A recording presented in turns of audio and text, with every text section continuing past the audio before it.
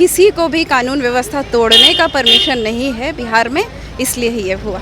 कानून के हद से बाहर जाने नहीं देते हैं। अगर कोई जाता नीतीश कुमार इतना थे कि जब आरजेडी के नेता सदन में पिटा रहे थे उस दौरान भी नीतीश कुमार सदन की कार्रवाई और सदन के मालिक उस वक्त कौन थे आप अच्छी तरह से जानते हैं। आप संसदीय परंपरा को भी जानते हैं। सदन किसी को भी कानून व्यवस्था तोड़ने का परमिशन नहीं है बिहार में, इसलिए ही ये हुआ। नमस्कार, आप न्यूज़ फोनेशन देख रहे हैं, मैं हूं आपके साथ वंदना।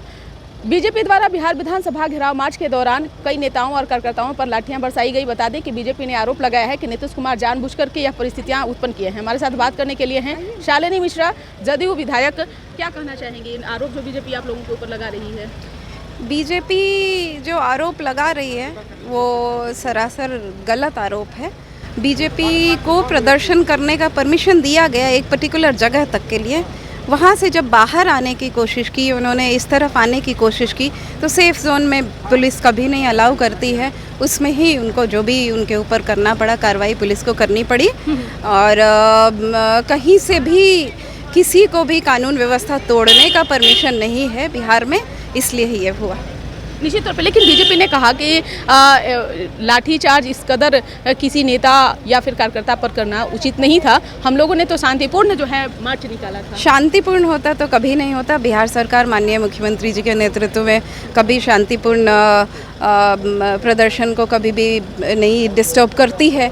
इसका सीधा साधा उदाहरण है, एकदम सीधा परसों का उदाहरण। परसों और उसके एक दिन पहले 11 और 12 तारीख को बिहार के शिक्षकों ने बहुत ही शांतिपूर्ण आंदोलन किया, प्रदर्शन किया। और आप बताएं, आप ही बताएं कि एक भी लाठी चली, एक भी कुछ हुआ? बहुत शांति। शिक्षकों पे नहीं, शिक्षकों पे भी लाठियां नहीं चली मैम। नहीं, शिक्षकों पे नहीं, शिक्षकों पे नहीं चला।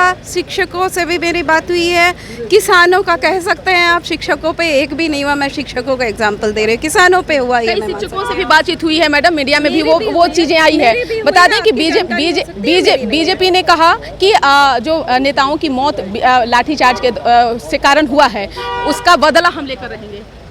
मौत सबसे पहले तो जैसा प्रथम दृष्टया है, उनके भाई ने जो मृतक हैं उनके प्रति, उनके परिवार के प्रति मेरी संवेदना है, गहरी संवेदना है। लेकिन उनके भाई ने वीडियो जारी करके, उनके मित्र ने वीडियो जारी करके कहा है कि मृतक स्थल तक पहुंचे ही नहीं थे। पहले ही जानकारी मिली और किसी वजह से वो बेहोश हुए और हॉस्पिटल ले जाया गया तो उनको मृत घोषित किया गया। जहाँ तक जानकारी है, जहाँ तक मीडिया पोस्टमार्टम रिपोर्ट भी आ रही है मैम। हम लोग नहीं है डिसीजन मेकर्स। डिसीजन आएगा जब फैक्ट्स फिगर्स आएंगे, वीडियोग्राफी करके पोस्टमार्टम रिपोर्ट आएगी, उसमें आप और हम देखेंगे कि कुछ ऐसा नहीं था। ऐसा मुझे पूरा विश्वास है क्योंकि उनके भाई ने वीडियो जारी किया। उनके परिवार ने कहा है कि हर एक चीज़ का बदला जो है बीजेपी लेगी और नीतीश कुमार को जल्द ही गद्दी से उखाड़ फेंकेगी बीजेपी। बदला तो पूरे देश की जनता लेगी उनसे। जिस तरह से उन्होंने विकास की बात की, जिस तरह से उन्होंने काला धन लाने की बात की, जिस तरह से उन्होंने झूठ का प्रचार किया है, उसका बदला तो देश की जनता 24 में लेगी। वो देखिएगा। धन्यवाद। राजभवन मार्च भी निकाला जाना है बीजेपी की ओर से। वो मुझे जानकारी नहीं है, जैसा करना चाहेंगे, लोकतंत्र है। कुमार के द्वारा ही लाठीचार्ज बीजेपी के नेताओं पर और कार्यकर्ताओं पर, क्या जवाब देंगे? ये सामान्य सी प्रशासनिक प्रक्रिया है। जब सड़क पे किसी भी प्रकार का हंगामा होता है, दंगा होता है, पुलिस वालों पे अगर मिर्च फेंका जाता है, ईंट पत्थर फेंके जाते हैं, तो पुलिस कोई ना कोई कार्रवाई करती है। और हम लोगों ने जो वीडियो फुटेज में देखा है उसमें कोई बहुत ज़्यादा सीवियर लाठीचार्ज का फुटेज हम लोगों ने नहीं देखा।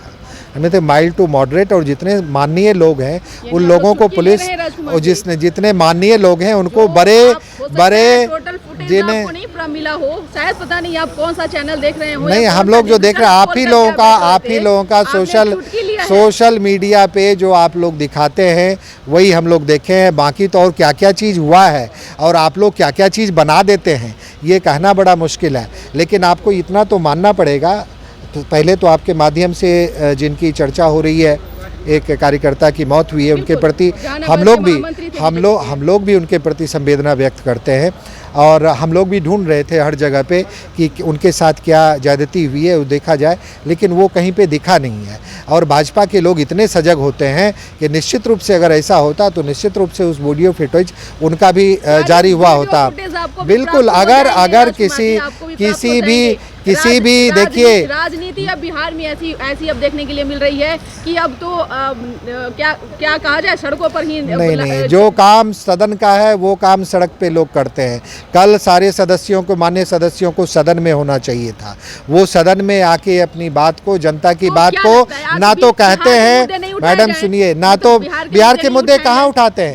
बिहार के जो शिक्षकों के साथ हो रहा है अभी, जिस तरह से लॉ एंड ऑर्डर की स्थिति समस्या का हल माननीय मुख्यमंत्री ने कर दिया।